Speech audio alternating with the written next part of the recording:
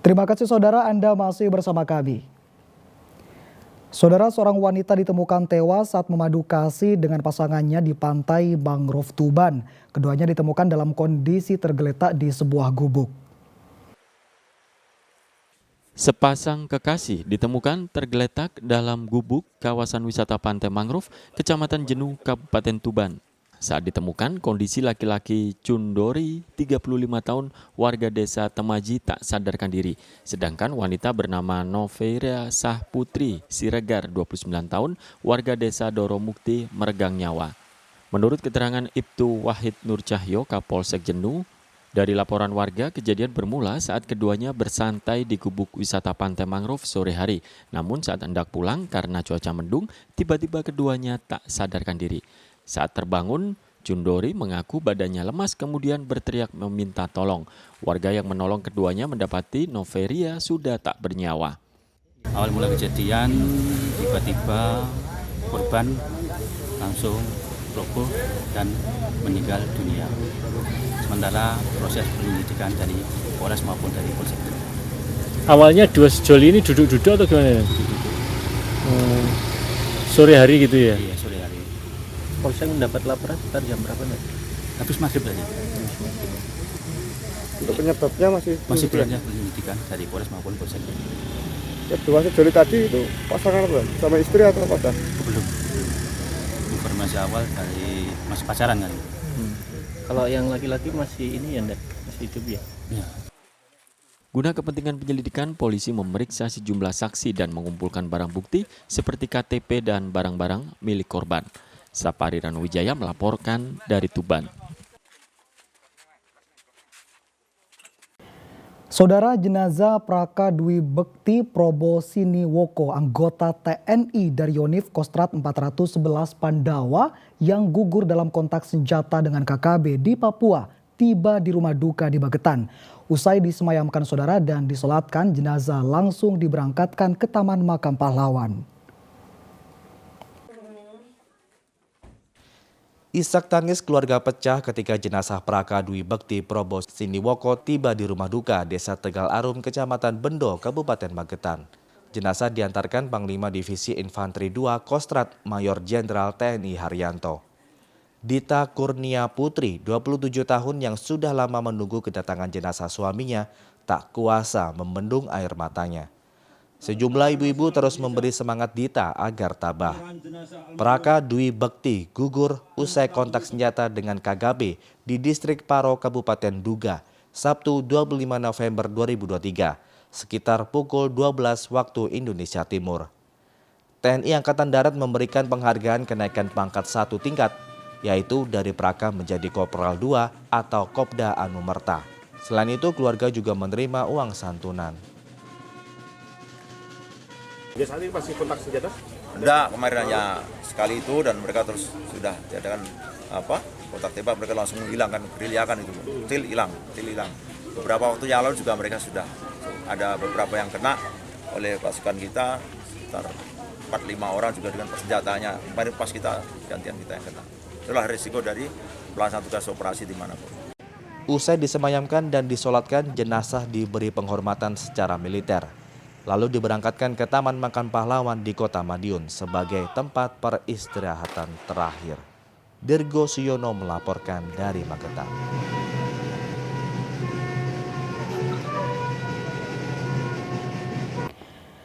Saudara, dua sepeda motor yang masing-masing dikendari pasangan suami istri dan seorang pelajar bertabrakan di Jalan Raya Kecamatan Kencong, Jember. Akibatnya saudara, pengendara suami istri luka-luka sementara sang pelajar kritis karena jatuh dan masuk ke kolong truk bermuatan kayu.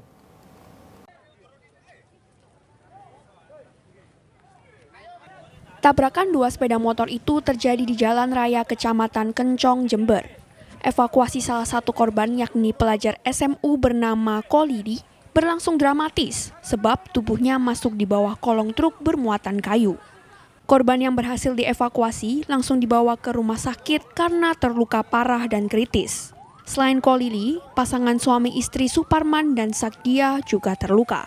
Kecelakaan bermula saat motor Suparman hendak berbelok arah namun tiba-tiba ditabrak oleh Kolili yang melaju kencang.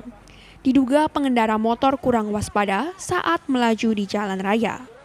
Kronologinya ada sepeda dari utara mau belok ke kiri dan tiba-tiba ada sepeda dari barat dengan kecepatan tinggi, akhirnya terjadilah benturan. Truknya kan anaknya terpental ke bawah truk. Akhirnya gimana Pak? Terlindas atau gimana? Kelihatannya tidak terlindas. Korban Pak? Korban tidak terlindas, tidak. Terus kondisinya korban MC atau apa Pak? Sementara masih hidup, dibawa ke rumah sakit Puskesmas Kencong. Kerasnya benturan menyebabkan kedua kendaraan rusak berat, bahkan membuat tubuh Kolili terlempar masuk ke kolong truk yang berjalan dari arah berlawanan. Masnya tadi tabrakan, terus dengan kecepatan tinggi itu. Terus masnya itu mental masuk ke kolong truk. Ini tidak sampai ngenaban Pak. Tidak.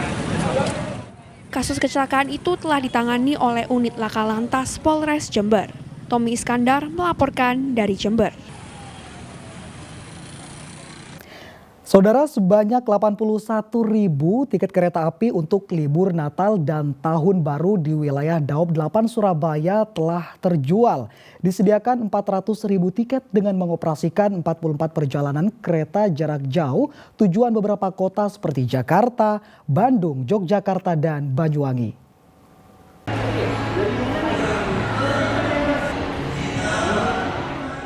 Pemesanan tiket kereta api untuk libur Natal dan Tahun Baru atau Nataru di wilayah Daop 8 Surabaya terus meningkat. Selama masa angkutan libur Nataru, Daop 8 Surabaya menyediakan 400.000 tiket dan hingga saat ini telah terjual sebanyak 81.000 tiket atau 20%.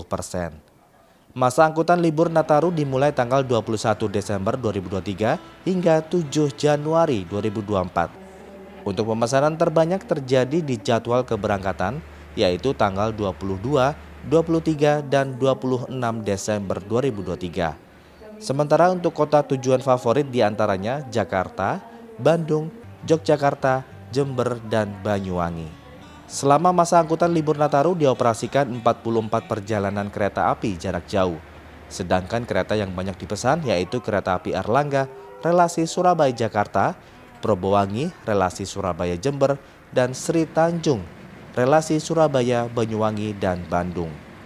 Menyambut masa angkutan Natal dan Tahun Baru yang akan dimulai pada tanggal 21 Desember 2023 sampai dengan 7 Januari 2024, KAI Daop 8 Surabaya telah mencatat sebanyak 81.528 tiket kereta api jarak jauh yang sudah terjual.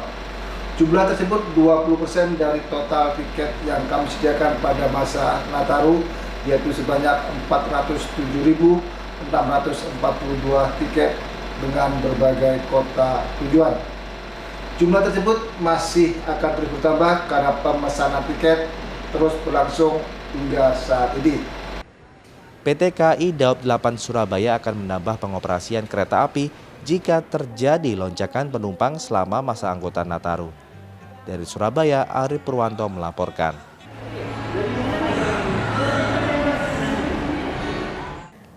Saudara, puluhan atlet para layang dari berbagai kota di Indonesia mengikuti kejuaraan daerah para layang 2023 di Pantai Wisata Midodaren, Tulungagung. Para atlet berkompetisi di 4 kelas yang dilombakan.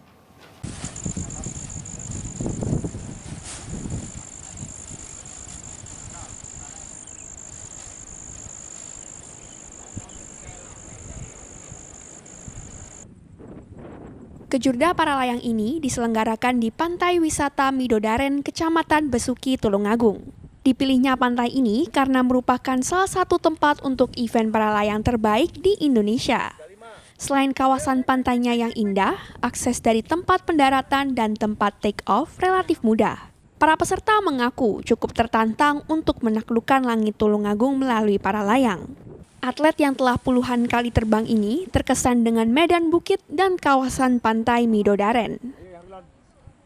Sebelum kejuaraan ini kita latihan tiap hari Selasa, Rabu, Kamis. Itu rutin.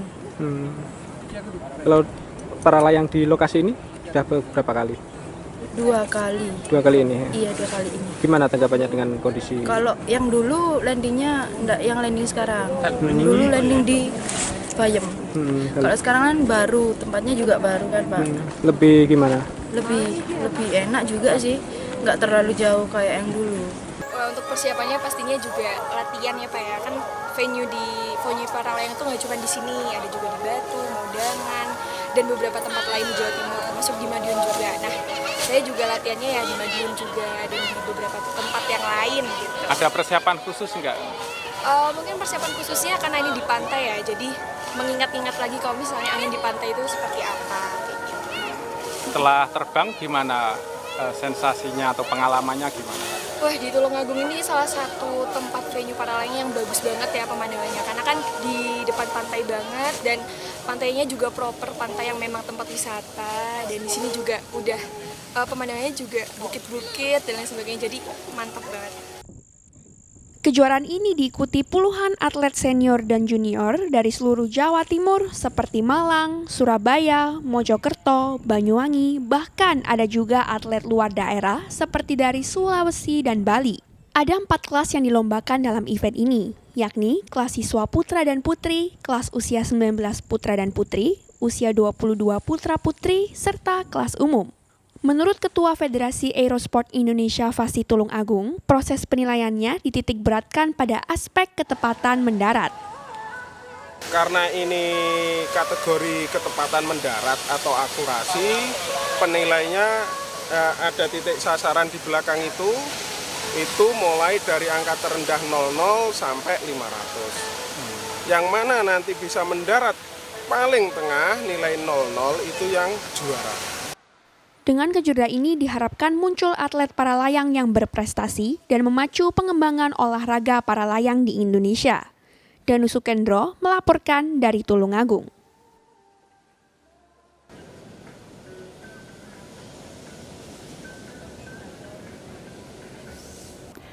Ya, saudara, informasi tadi sekaligus mengakhiri kebersamaan kita di Liputan 6 Daerah Jawa Timur hari ini. Mewakili seluruh kru yang bertugas, saya Imam Fawait mengucapkan terima kasih atas kebersamaan Anda, selamat beraktivitas, dan salam SCTV.